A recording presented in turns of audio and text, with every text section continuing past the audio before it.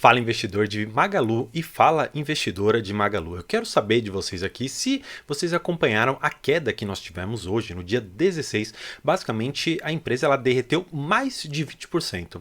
E eu quero tratar nesse vídeo com vocês aqui pelo menos duas perspectivas. Primeiro, se você não sabe o que aconteceu, eu vou trabalhar exatamente essa questão, para você compreender exatamente quais os fatores que levaram a empresa a perder tantos milhões ali de valor de mercado num único pregão. E além disso, eu quero mostrar para vocês algumas perspectivas a respeito do varejo no Brasil e também no mercado internacional, para mostrar de uma certa maneira que tipo de investimento você está fazendo, se você conhece bem esse setor e claro, se vale a pena você colocar algum dinheiro lá dentro esperando no médio ou curto prazo um certo ganho ali na cota, um pouco de valorização na sua ação. Bem, se você quer saber tudo isso e quer, claro, colocar dinheiro numa ação que tem um potencial interessante de subir, fique comigo para logo após ver. Então, vamos pro vídeo.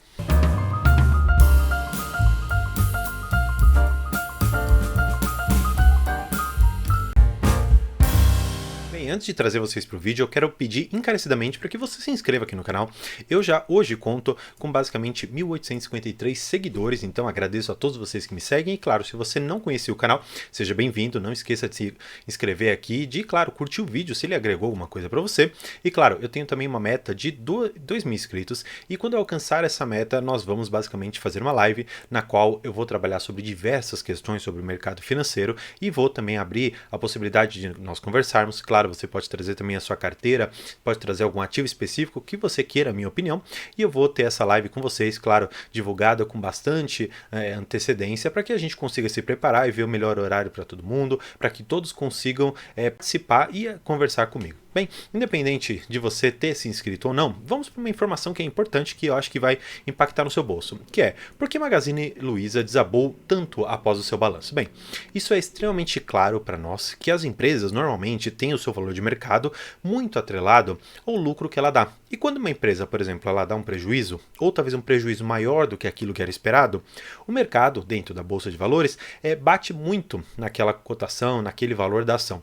E foi exatamente isso que aconteceu com Magazine Luiza. Então, olhando aqui para a notícia, vou até aumentar para que a gente consiga enxergar com bastante precisão o que aconteceu, que a ação da Magazine, aqui ela despencou 22% depois da divulgação dos seus resultados do primeiro trimestre de 2023. O que eles colocaram aqui? Que houve despesas financeiras acima do esperado, o que fez com que seu prejuízo mais do que dobrasse em um ano. Então, imagine o seguinte, você é uma empresa de varejo extremamente potente, você é uma das líderes ali do mercado, e você movimenta bilhões e bilhões de reais lá dentro. Imagina você chegar no resultado de tudo isso, depois de movimentar tanto dinheiro, olhar para o seu caixa e falar, poxa, estou devendo. Nossa, a minha operação ela não está sendo lucrativa. É exatamente isso que aconteceu com a Magazine Luiza. E na verdade, talvez em linha com o que estava acontecendo com a Via Varejo, e ainda anda acontecendo, havia uma perspectiva de o prejuízo ser um pouco maior, talvez ali na casa dos seus 10 ou 15% maior do que tinha sido no ano passado. Agora o que acontece? Para a Magazine Luiza, a perspectiva era muito parecida, de que aquele prejuízo que ela reportou fosse mais ou menos em linha com esses 10 a 20% a mais de prejuízo, claro, por conta de juros altos de um ano inteiro ali, que nós permanecemos com juros de 13% e ainda assim permanecemos com ele aqui em 2023, que são fatos que, claro, impactam muito o mercado varejista, e isso fez com que a empresa quebrasse uma questão que é muito importante no mercado, que é a previsibilidade, que é a confiança em uma empresa. Então, se você imagina que, claro, num cenário adverso, aquela empresa ela vai te dar um prejuízo, você tem a perspectiva de que aquele prejuízo, por mais que ele aumente, ele não vai aumentar tanto, ele vai aumentar muito em linha com aquilo que é a taxa Selic, talvez um pouco a mais por conta do ramo de negócio que é bem complicado. Agora, quando você dobra os prejuízos, significa que, de uma certa maneira, a empresa não está sendo apenas impactada pelos juros, ela está sendo impactada por má gestão, está sendo impactada por maus negócios. E isso faz com que a credibilidade da empresa, consequentemente, fique muito afetada. E quando isso acontece, claro, as cotações também caem mais do que aquilo que efetivamente o prejuízo mostrou para a gente. Então, talvez não tenha sido o caso exatamente de nós termos 22% de queda no único pregão. Agora, se olharmos para uma questão um pouco mais lógica das coisas, coisas. Uma empresa que não dá lucro e uma empresa que dobra os seus prejuízos, ela sim merece cair muito, mas talvez não tanto, porque existe uma euforia no mercado quando as coisas estão subindo e existe um pessimismo, talvez exacerbado, em momentos que o mercado está caindo. Então, eu vejo, por exemplo, que minha ação já caiu 10, 15, 20%, eu começo a me desfazer das minhas ações também, mesmo que eu esteja no prejuízo, imaginando que aquela queda seja infinita. Então, não quero dizer que isso vai acontecer, mas normalmente é o que o mercado faz. Quando há quedas muito altas, como ocorreu, por exemplo, em Americanas. No dia seguinte, mesmo depois de ter descoberto uma fraude contábil, uma suposta fraude contábil lá dentro de 20 ou 40 bilhões de reais, no dia seguinte, depois de toda essa queda, no dia seguinte, aquela empresa ela começou subindo e teve um ganho ali de mais ou menos 10%. Conheço pessoas que ganharam nessa operação no mercado. Então imagina, talvez amanhã a Magazine Luiza possa abrir o dia com 5, 6 ou talvez 10% de alta e, claro, fechar o pregão dessa maneira e pode entregar para o pequeno e médio investidor um valor muito interessante. Portanto, olhando para essa questão, mais uma vez trazendo vocês aqui para minha tela para a gente poder analisar alguns outros dados que eu acho importante, são os resultados aqui da Magazine Luiza. Por quê? Olha só, vamos para os destaques financeiros aqui de 2023. Eles colocam aqui, e isso que eu acho interessante você saber, que eles tiveram 15,5 bilhões em vendas totais, um crescimento aqui de 10%. Então você pode pensar, poxa, é uma empresa que ela está na casa do bilhão apenas de vendas em um trimestre. Eu não estou falando de um ano, eu estou falando de um trimestre. Como que, portanto, eu tenho um resultado negativo de 309 milhões? Aí a gente pode puxar exatamente daquelas questões que a própria notícia comentou, que foram as despesas da empresa, elas cresceram muito e fizeram, claro, com que esse resultado viesse muito negativo. Então, é só você olhar de uma outra maneira a questão da margem. Então, imagina você o seguinte, vou até apagar para a gente olhar de uma outra maneira. Você tem 15,5 bilhões de vendas totais. Você tem uma margem bruta de 27,3. Então, vamos dizer que de uma certa maneira, você conseguiria um valor razoável. Mas vamos tirar, por exemplo, algumas outras questões, como impostos, como dívidas que nós temos, juros, como amortização, como outras questões, e nós temos aqui a margem EBITDA, que ficou em 4,9. Mas, se você que acompanha o canal, sabe que eu não gosto nem um pouco da margem EBITDA. Por quê? O EBITDA basicamente é um indicador que mostra quanto que a lucratividade da empresa foi antes de alguns impactos muito grandes na empresa, como impostos e como juros. Juros muito relacionados ali a empréstimos ou algum tipo de alavancagem, algum tipo de concessão de crédito que ela fez na empresa e que ela tenha que pagar depois. Então, imagina o seguinte, se você não é o banco e se você não é o Estado para ganhar nos impostos ou ganhar nos juros, o que te interessa o EBITDA, você pequeno investidor? Particularmente nada. Portanto, eu gosto muito de analisar a questão do lucro líquido e da margem líquida.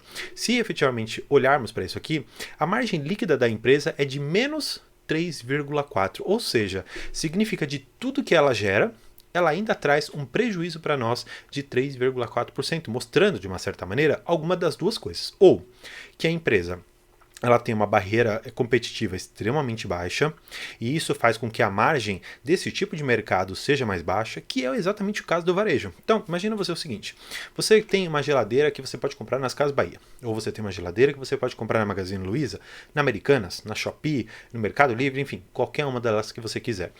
O que você vai pesquisar? Você vai pesquisar a marca que você quer, o tamanho, a voltagem talvez, e você no final das contas vai comparar preços. Então você vai ver na Magazine Luiza tá R$ 2.500. Você vai ver, por exemplo, agora na Via tá R$ 2.480. Então aqui já está um pouquinho mais barato. Você vai ver no Mercado Livre tá R$ 2.300. Então eu falo, bem, R$ 2.300 é o valor mais baixo que eu encontrei. Então eu vou fazer a compra lá. Portanto, essas empresas elas ganham muito em margens bem comprimidas. Portanto, como a gente conseguiu ver aqui nos slides que eles mostraram para a gente, eles tiveram 15 bi em vendas, mas ainda assim um prejuízo de 309 milhões de reais, porque as margens são comprimidas e quando nós temos um cenário de juros alto e uma barreira competitiva baixa, isso além de comprimir a margem, ela já sendo baixa, acaba consequentemente sendo tão comprimida a ponto de ficar negativa. Outra questão, e talvez tenha sido isso que aconteceu, que além da questão competitiva, nós temos a questão operacional. Quando a questão operacional ela também é deficitária, no sentido de que as pessoas que estão lá dentro não conseguiram fazer uma gestão boa, isso faz, consequentemente, que isso atinja os lucros e, claro, os números da empresa. E se você imaginar, por exemplo, uma Magazine Luiza, ela não passa por uma questão de credibilidade negativa, ou seja, ela não está no histórico de uma má gestão da empresa. Na verdade, ela, tanto é que algumas pessoas comentam, qual será a próxima Magazine Luiza? Qual será, ou seja, a próxima empresa que vai me dar enormes ganhos? Portanto, é uma empresa que, para o investidor que veio lá de trás, hoje acumula uma rentabilidade muito boa. Claro, não tão alta quanto ela já chegou ali nos seus 22, 23 reais, mas claro, daquela época lá de trás, puxando dos centavos que essa empresa já chegou a valer, hoje com certeza está com um bom lucro ainda. De qualquer maneira, é uma empresa que se provou ao longo do tempo e que, considerando a gestão que permanece a mesma e que permanece com a mesma filosofia de ganhar participação de mercado, ganhar força no digital, será que não é interessante hoje, nos preços que nós temos e confiando talvez que a nossa taxa de juros no médio ou longo prazo ela tende a cair e ficar abaixo talvez dos 2 dígitos, mais ou menos ali em 7,5%, 8% lá para 2025, por exemplo? Será que não é interessante hoje, nesses preços, você acumular essas ações? Claro, não é uma recomendação de compra, tampouco de venda. Agora, olhando para uma perspectiva de investidor, com uma ótica não para o agora, mas lá para frente, talvez seja um momento muito interessante de acumular ações do varejo. Eu particularmente faço isso na minha carteira pública aqui do canal, que eu tenho a opção por Via Varejo. Uma empresa que tem uma parte física muito mais forte do que o digital, e é nisso basicamente hoje que eu estou apostando, mas claro, é uma parte do meu portfólio muito pequena, que corresponde a talvez 2, 3% do meu patrimônio total. Então isso não vai me tirar da bolsa, e exatamente esse é o recado final que eu quero dar para você. Então, se for investir em Magazine Luiza, invista uma parte do seu capital que não seja tão relevante a ponto de te tirar da bolsa. Se você, por exemplo, decidir ser um pouco mais arrojado, colocar 10, 15, 20% do seu patrimônio, considere, por outro lado, ter uma proteção de outras empresas ou talvez renda fixa ou fundos imobiliários extremamente seguros, porque você precisa de um equilíbrio. Se você joga sua rentabilidade ou possibilidade de rentabilidade muito alta, do outro lado você precisa de algumas empresas, algumas formas de investimento muito mais seguras para o caso de aquela sua aposta não dar certo. Então, esse é o recado final, diversifique, compre ou não Magazine Luiza, essa é uma decisão sua. Agora, o que é mais importante é você se inscrever aqui no canal para a gente chegar aos 2.000 inscritos. Então, por hoje é isso, muito obrigado e tchau!